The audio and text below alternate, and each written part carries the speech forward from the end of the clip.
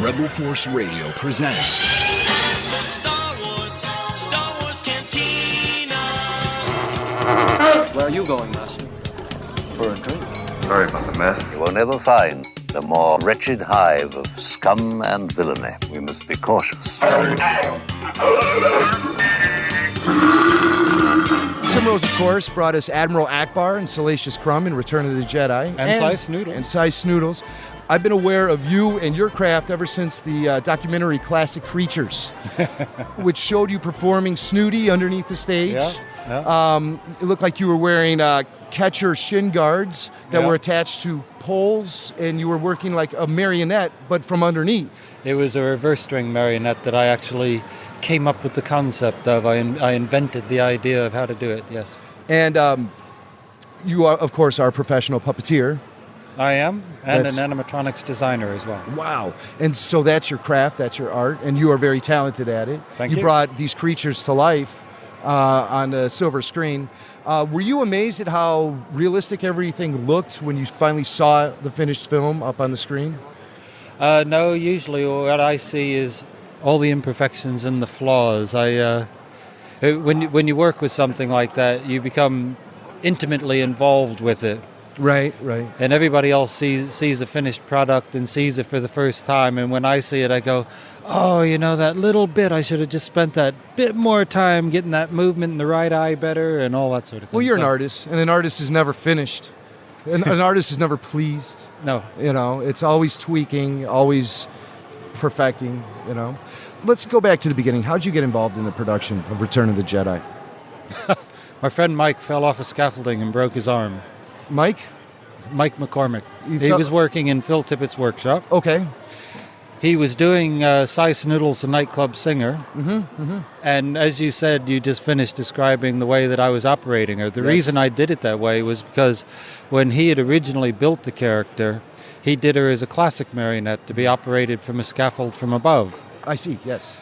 While doing early tests on the movement for the character, she weighed in at over 60 pounds. He lost his balance on the scaffolding and was pulled off by Sy and broke his arm. Oh, my God. So he and I had both worked for years at the Muppets before this, for Jim Henson. Yes. And he called me up. I was in New York at the time, having just left the Muppets. And he said, Tim, I can't finish the job. They need somebody to take my place in Phil's workshop here. Could you come out and do it? So I flew out to California, had an interview, and I took his place in the workshop. So I got to design quite a few things for the production, one of which being Admiral Ackbar's close-up version, because he's a full-body suit and a hand puppet as well. Right, now that's totally different. With Sy Snootles, you were under the floor. Yeah. With Ackbar, the entire thing was slipped on top of you. And so you just moved around the set freely that way. Well, there were two versions of Ackbar. I had a full-body suit with a mask. Right. And the features of the mask were cable-controlled, so they all came down my back and out the cuff of my trousers, as it were. And they were operated by Mike Quinn, who did Nine Numb in the movie. Yes, yes. And he did the mouse sync while I did the dialogue in the suit. Yeah. And then the second version, Ackbar was a hand puppet, so my head's actually inside the chest. Yes. And I'm operating the head, the mouth, the right arm, and Mike's doing the left arm and the eye blinks for that one. Right. So. Going back to the Classic Creatures documentary, there's great footage of you in there working on the dialogue with Ackbar. You were trying to say, penetrate it. I remember that. Yeah. Penetrate. Here, puppeteer Tim Rose, who plays Admiral Ackbar in the movie, works painstakingly to put mouth and words into perfect synchronization. Penetrate it. Penetrate it. Penetrate it. Penetrate. Pen. No ship can penetrate it. So that's just, one of those moments that always stood out to me. Yeah, you were all over that documentary, actually. Coming from the Muppets, of course, the magic of the Muppets was they concentrated on mouth sync. It had to be perfect. And, of course, these characters can't make all the shapes that a human mouth can make. Right. So what you do is you look at it yourself, and you have to believe it yourself. So what I was doing was trying to find some series of movements that I would believe that word was coming out of, and P's and B's and those consonants are very hard for puppets to do. So that's why I repeated the penetrate so many times. Yeah. Because it started with P. As someone who's outside of that industry, just to see you rehearsing it really kind of shed a lot of insight to me.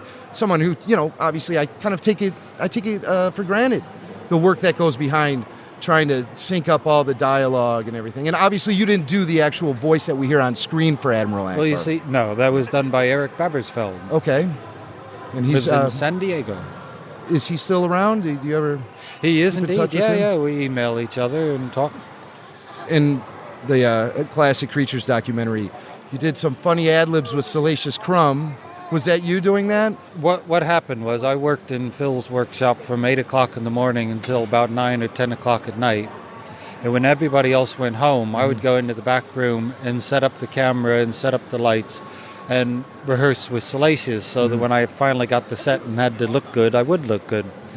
And that bit, which is in the documentary, was actually one that I was sound engineer, cameraman, and performer for, because somebody found the old VHS tape of my rehearsals, and they liked that clip, and they actually put it in there. And by the way, I'm still waiting for payment on that clip. But send all checks to Tim Rose at P.O. Box. No, it's just that's just a funny scene. It's the creature shop packing up to go out to the set to shoot.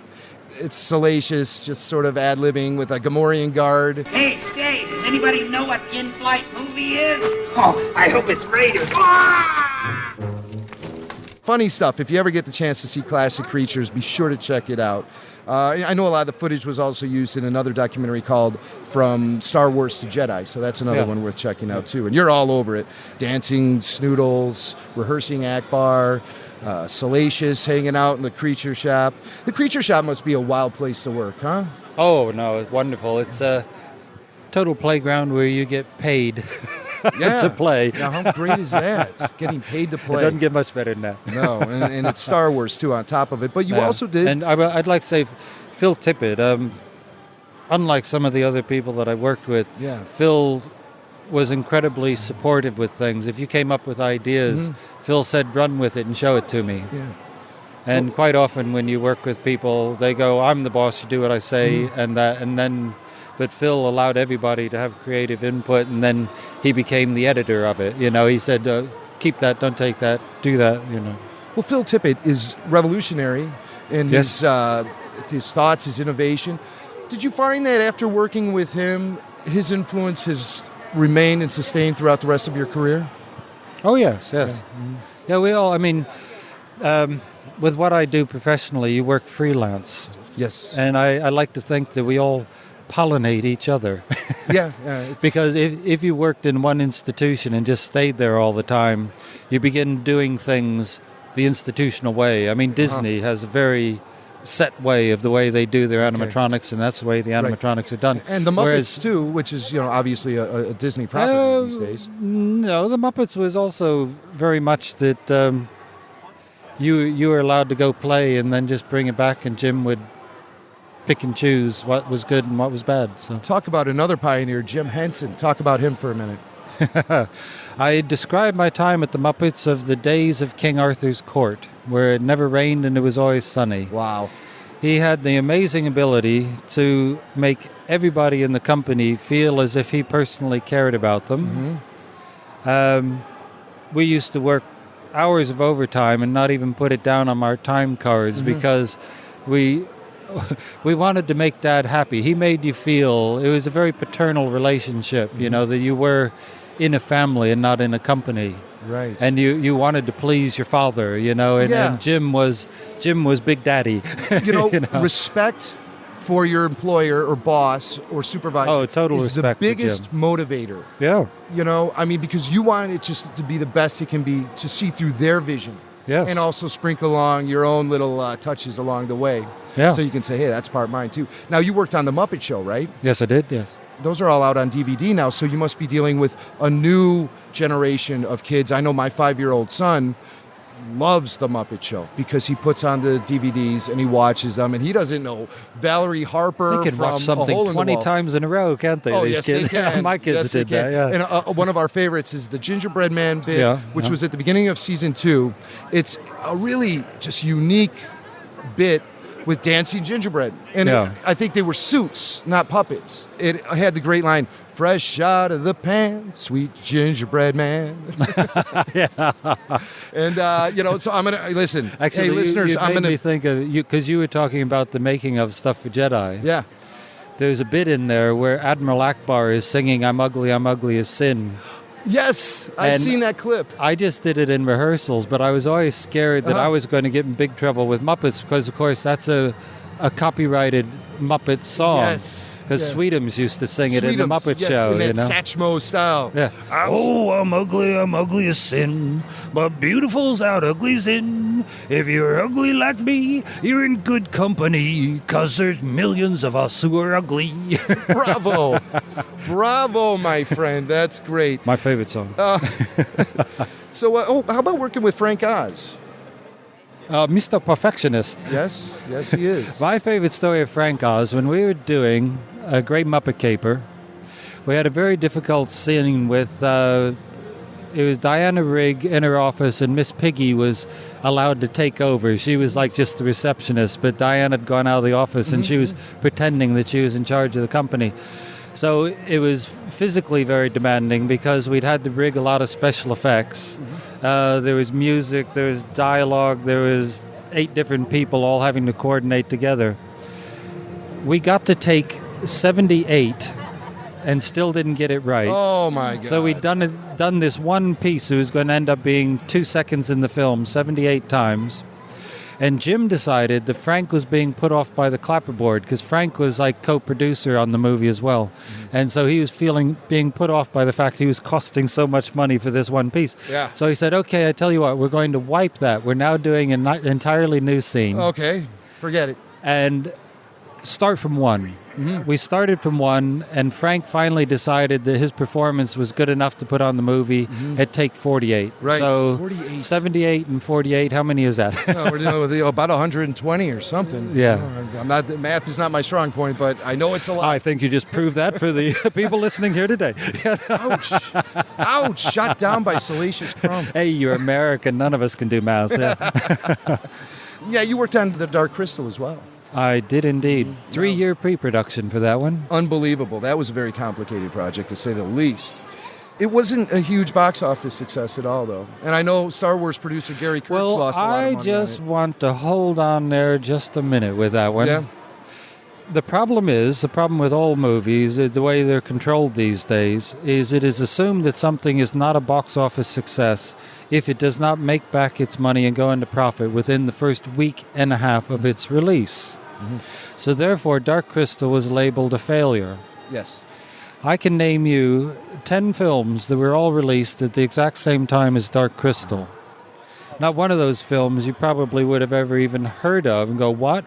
They were all considered at the time to be box office successes. Right. You still know Dark Crystal. Still, Yes. People are still buying Dark Crystal on DVD to this Absolutely. day. So how much more of a success? You've created something that transcends generation, that transcends all the known Hollywood ideals of what, a successful movie is. How much more successful can that be than still be worth seeing 25 years later? That statement was by no means a judgment on the actual art itself and the No, actual that quality of the statement, film. my answer was a defense against these producers who think they're so damn clever and they actually know nothing about making movies. All right. There's a statement right there for you. The people in charge of us are idiots, okay? All right, there goes the phone calls. No more calls for Tim. Where did the work go? They must have heard the work went to computer graphics. I know that well, yes. An interesting bit of trivia. In another collaboration with Lucasfilm, you were the infamous Howard the Duck. What do you mean infamous? Well, how about notorious? Okay. What was that like? How did Howard the Duck work? is actually in my professional career, the thing that I'm most proud of. Yeah, it was amazing. I did Howard at a time before Ninja Turtles and any of those others. And he was an animatronic character, and except for the Dark Crystal, where everybody was animatronic, he was in a live-action film, and he was the star of the movie. And if you ignore the way Howard looked, because Howard's sculpt and the way that he actually looked was atrocious, and that's a 2-hour interview in itself of why that existed. I desperately tried. I was brought onto the production 3 weeks before the beginning of principal shooting. Gotcha. Now, if it was any other movie and they did not have the star of the show signed a contract, that movie would have never started. Because the star of this show was a puppet, it just kept rolling on. And I'm there, guys, you don't have a principal actor yet. You do not have a puppet worthy to be the star of this show. And it's like, well, fix it. Yeah. So I was given 3 weeks to fix it. And I could not fix the look because the director actually liked the way the duck looked. Okay. But the movement, what I'm so proud of is that the movement, which is what animatronics is all about, Right. the movement that we achieved and the freedom of that puppet character in the living environment, not behind a playboard or on a stage or them out in the real world, moving in a real environment, it was the best of its time. It was revolutionary. Back in the 80s, we never saw anything like that. No, You know? and it very quickly moved on. Like I said, the Yeah. Ninja Turtles came along, which of course I built all the hand controls for, Right. but Nowadays, they would have just done it with computer graphics. Do you fear that the art of puppeteering in film is dying because of the computer graphics? oh, of course it is, yeah. I mean, that's a pretty simple question. I just want to get your thoughts on the whole. And it's not just animatronics; it's all animation in general. I'm lifelong, as my partner here will tell you. To this day, I'm still a child and love to watch cartoons. And I turn on Saturday morning telly. Yeah. And are you trying to tell me that this computer-generated stuff that they're showing the kids these days with the universal mouse sync, because then they can dub it into any language and all that sort of thing, comes within a hair's breadth of a classic Tom and Jerry, of a classic Donald Duck? The depth, the luster, the fullness, the comedy that was in those things so far surpasses it. And of course the children don't see that now, because if they did, they wouldn't want to watch what they're being fed. But that's a tribute to the longevity of a show like Tom and Jerry, which is still getting run regularly on TV. If it's good, it transcends a generation, just like I said with Dark Crystal. It's timeless. In the 80s or 90s, animatronics was king. So it's like, don't work for him, work for me, I'll pay you twice as much. Now what's happened is CG, it's like, all right, well, the important scenes, we're going to do them all with CG. Oh, we got this scene here. It's not that important to the movie, so we'll give that to the animatronics guys because it doesn't matter. Right. And it is rather hurtful to do that. And it's an easy way out, too. Technology is an easy way out sometimes. Also, it's the foolishness of the producers. The biggest problem with the animatronics that we had, when I was doing it in the 80s, of course, it had to be done what they call in-camera, live effects. So the hardest thing was to get realistic life things with 58 servos and 58 cables, with all the cables and stuff hidden so you couldn't see how it was done. Right. The easiest thing for a computer to do is to wipe out the wires and the strings and all that sort of thing. Yes. So animatronics could actually go back to the basis where it works the best as more simple puppet form and allow the computers to get rid of the mechanism of how it's done, which is very simple for them. They do a trash mat, paint out the lines, and that's gone. So if you married the two forms together, you'd get something that was better than either of the two had ever been on their own. Yeah. Problem is, like I said, the producers, it's like, well, this CG, that costs $350,000 to do, and the animatronics only cost $100,000, so that one must be better, because obviously if something costs more, it's better. Oh, you'd think they'd want to go the cheaper route. Well, isn't that weird? Because they don't. Blinded by technology. Blinded by technology. Where is the strangest place you performed a puppet? I'll tell you, the most embarrassing place I performed a puppet was it Indianapolis? Warwick Davies. Warwick Davis, yes, it was Wicked. He got Dave Barkley and I up on the set, and he got us talking as you did about CG and how it's taken over and animatronics and know this, and we were like, yes, you're right, yeah, animatronics is king and all that, and he said, I hear you guys can make anything come alive. We said, yeah. He reaches into his breast pocket in front of this audience of Star Wars fans, 3,000-4,000 people in the audience. And he says, well, I've got my pair of smelly sweat socks here. Oh, no. Could you put those on and do a performance for the people? So with no warning, no nothing. The two of us had to get behind this sofa while everybody watched us be wonderful. Hilarious. And I think we just barely got out of that one by the skin of our teeth. But that probably ranks up there as the best answer to your question. Did we have words with Warwick after the show was over? Listen up here, you. No, I got him back. Now, where was this, at Disney? I got to make his arm extensions for Vanilla Gorilla, and I made him hurt. So. When you're alone by yourself in the creature shop, do you talk to the puppets? And more importantly, do they talk back after those long hours? You told me how long your days were. Maybe as the night goes on, you start building up a little relationship? You get a warmth and affection for him. We did a British thing. I doubt if any Americans ever saw, but it was Lion, the Witch, and the Wardrobe. And Aslan the Lion that I did the head for, when we finished doing the show, we used to go and do charity events. And we never got paid for the charity events, but we did it for another chance for Aslan to come back for a visit. If you know, I mean, you know that you're doing it. You know that you're the ones bringing it alive. Mm-hmm. But because you're doing it in concert as a group of people, the people working in concert actually create this sort of living essence in the character. Right. And the only way you can see that is for all of you to get together and for this inanimate object to be there, and then it recreates itself. So I've got no idea where it comes from or where it goes to, but you just love seeing it again. So do it for free. You know? It took three of you to operate the lion. Yeah. That was the case also with Ackbar. You were working the head part and someone else was working the hands, right? Mike Quinn, yeah. Mike Quinn was doing that, yeah. And so he'd stand behind you, and he's kind of short in stature, so it kind of worked out, right? Well, you just frame the camera so you don't see how it's done, yeah. As a puppeteer yourself, why do you think the Yoda puppet worked so well on the screen? And yes, you know, obviously Frank's talents, but there was just a realism about him. Yeah. I mean, it just transcended puppeteering, and it transcended film. It was just... Well, it was Frank's talent because... No, I can't say that. That is a lawsuit, so... It was Frank's talent. You were seeing Frank's talent. And, of course, Dave Barkley. Yeah. Frank wasn't doing it on his own. Okay. Dave Barkley and... who else? Don Austin. Yeah. He was there helping as well.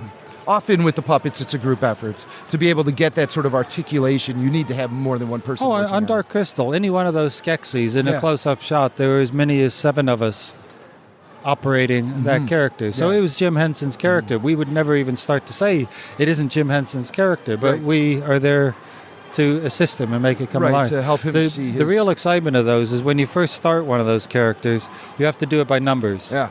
When I say the first bit of the dialogue, you make the eyes blink, you make the ears twitch, you make the nose twitch, you do all that sort of thing. But suddenly you reach a point, like we were saying with the previous question, where the character takes on his own life. And at that point, you can ad-lib in between a take. Yeah. And with your ad-libbing, the other 6 people all do exactly what that character would do without anybody having to talk about it with anybody. And that really is a wonderful feeling when you're working. Because we'd all like to get along with each other, you know. Right. Well, you have to if you're working in that tight a space. Yeah. You're all jammed in there together. You need the breath mint, you need the deodorant, and you need the talent. Yeah. And for a little while, and don't have beans for lunch. And for a little while, you get that feeling of togetherness. It was a pleasure talking to you. Enjoy the rest of your I'm glad stay to be here. able to. I hope this doesn't go anywhere important because I don't have any money left to pay the lawsuit. If you want to sue me, there's no point in trying because I got no money left at all, okay? It's all gone. Tim Rose, ladies and gentlemen.